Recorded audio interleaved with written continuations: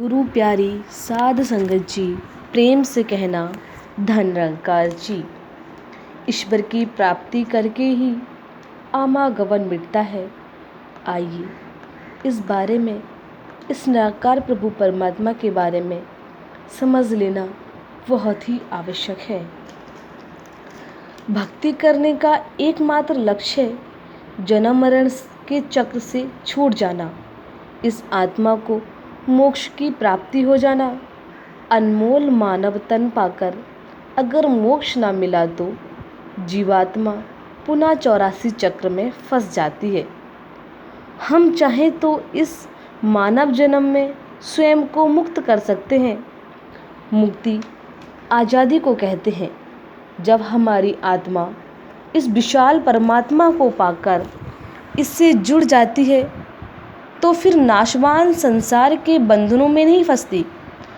और जो व्यक्ति सद्गुरु की शरण में आ जाता है और ईश्वर की प्राप्ति कर लेता है, उसका आवागमन मिट जाता है।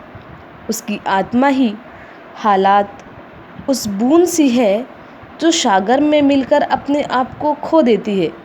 ठीक इसी प्रकार जब सद्गुरु की कृपा से आत्मा ईश्वर में लीन हो जाती है तो उसे कोई भी ईश्वर से अलग नहीं कर सकता, और तब उसका बार बार जन्म लेने और मरने का चक्कर समाप्त हो जाता है।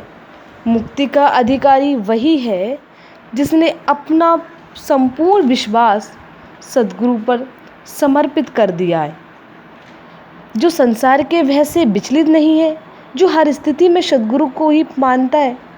मुक्ति उसके जीवन का श्रृंगार है। दो पंक्तियों में भी कहा गया है मीराबाई के बारे में। एक उम्र तो गुजर गई मंजिल की तलाश में, कभी हम साथ ना थे, कभी रास्ते साफ ना थे, ऐसी लागी लगन मीरा हो गई मगन। इन दो पंक्तियों में मीरा की मुक्ति छिपी है। ये उस मुक्ति की बात नहीं जो मरणोपरांत प्राप्त होगी। मुक्ति का मतलब जीवन मुक्ति से है। मोक्ष से पहले जीवन मुक्त होना ज़रूरी है। जीवन मुक्त ना हुए तो फिर मोक्ष के अधिकारी कैसे बन सकते हैं। जीवन मुक्त होना एक कर्म है और मोक्ष को पाना एक यात्रा। ये दोनों दशाएं साथ साथ चलती हैं। भाव के बिना कर्म ज़रूरी है और कर्म के साथ भाव होना आवश्यक है। कर्म लौकिक है और भाव परलौकिक है। मीराबाई ने संसार नहीं त्यागा, सांसारिक कर्म त्यागे, कर्म कांड त्यागे, तब प्रेम का मर्म समझ पाई। प्रेम भाव की मनोदशा है। भाव से ही प्रेम विस्तार पाता है और प्रेम का विस्तार ही सब परमात्मा के दर्शन करने की योग्यता प्रदान करता है, समक्ष बनता है। वस्तुतः संसार की दास्ता को त्याग कर प्रभु की दास्ता को स्वीकार जीवन मुक्ति है। एक तरफ रोगी मन है, दूसरी तरफ निरोगी आत्मा। संसार में रहकर संसार से विरक्त होना दुष्कार है, कठिन है। विरक्त के बिना भक्ति संभव नहीं है। इसलिए भक्ति को के खंडों की धार पर चलना कहा गया है। तो साध संगत जी, जिस प्रकार तैरकर पार करने में खतरा नहीं है, खतरा साथ वालों से है। हम तो डूबेंगे, तुम्हें भी डुबा लेंगे। डुबाने वाला संसार है। मित्रों, रिश्ते, नातों, परिवार जनों का नाम संसार है। यदि आप जीवन मुक्ति के ठीक रास्ते पर चलते हैं तो व्यंग्य, कटाक्ष, कटुवचन और भर्त्सना के पात्र भी बन सकते हैं। इन सबसे ऊपर उठकर भक्ति मार्ग पर चलते जाना ही जीवन की मुक्ति की ओर अग्रसर होना है।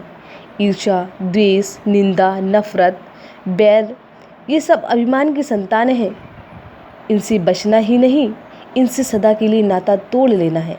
जहाँ जीवन की मुक्ति रास्ते से कांटे हटा लेना जैसा है, वही प्यार, नम्रता, सेवा, सत्कार, दया और करुणा के बीज हैं जो मन की धरती पर फूल खिलते हैं, जिससे जीवन की मुक्ति का रास्ता सदा महकता है। सहनशीलता, विशालता और मधुरवाणी तो जैसे जीवन मुक्त संत भक्त के आभूषण हैं जो उसके व्यक्तित्व को आकर्षक बनाते हैं। सदियों से चली आ रही परंपराओं का नाम धर्म है। इनमें से नीति भी है, कुरीति भी है। धर्म में आज खंड, अखंड, पाखंड तीनों दर्शन होते हैं। देवालयों, प्रार्थना स्थलों को जहाँ भक्ति का साधन माना जाता है, वहीं तीर्थ स्थानों को मुक्ति का परम धर्म भी कहा जाता है। इन स्थानों को पावन मानते हुए कहा गया है कि अंत समय ये शरीर त्यागने से सीधे वैकुंठ की प्राप्ति होती है। ऐसी धारणा के चलते मन और तन की प्रेरणा के नजरे देखे जाते हैं। निर्गुण निरंकार भक्ति के शिरोमणि संत कबीर ने तो ये कह दिया है कि काशी मरे या मरे हिडम्बा, पाप न बख्शे जाएं। अर्थात पापों का भुगतान करना ही होगा। ऐसा नहीं कि उम्र भर के पापों कर्मों से मुक्ति मिल जाएगी। यदि इन पावन स्थानों पर शरीर त्याग जो कबीर जी ने फिर कह दिया कि यदि सत्य है तो उस पापचार की धरती पर मरने को तैयार हूँ जिस पर हिडम्बा नाम की राक्षस ने अत्याचार किए। कहने का तात्पर्य कि काल कोई भी हो, स्थान कोई भी हो, कर्मों का हिसाब मानव में नहीं, न्यायकारी प्रभु के हाथ में है। मानव के हाथ में कर्मों का चयन करना है। उसके कर्म की उसकी सद्गति और दुर्गति को तय करते हैं। सद्गति मुक्ति और मोक्ष है तो दुर्गति बारंबार जन्मने और मरने का चक्र है। सही चुनाव के लिए परमात्मा ने पहले ही मानव को बुद्धि और विवेक का विशेषण गुण प्रदान कर रखा है। बुद्धि तो मलिन हो जाती है जब मन पर संसार के रंग चढ़ते हैं, किंतु विवेक तब जागृत होता है जब मानव जीवन में संत मिलन के अवसर आते हैं। संत समागम हरि कथा तुलसी दुर्लभ होए कहते हुए संतों महात्माओं ने इस अद्भुत संयोग कहा है। मानव जन्म मिलना भी दुर्लभ है और मानव जीवन में सद्गुरु का आगमन भी दुर्लभ है। जब दोनों का संयोग होता है तब हरि मिलन होता है, जीवन की मुक्ति प्राप्ति होती है। सासंग जी, इस बखान को परमात्मा की समझना, जो व्यक्ति इस संसार में इस निराकार परमात्मा को समझ ले वो इस जीवन से तो क्या इस माया से भी मुक्ति पा लेगा और अपने इस 84 योनि के जीवन आवागमन से बच सकता है। सासंग जी, प्रेम से कहना धन निरंकार जी।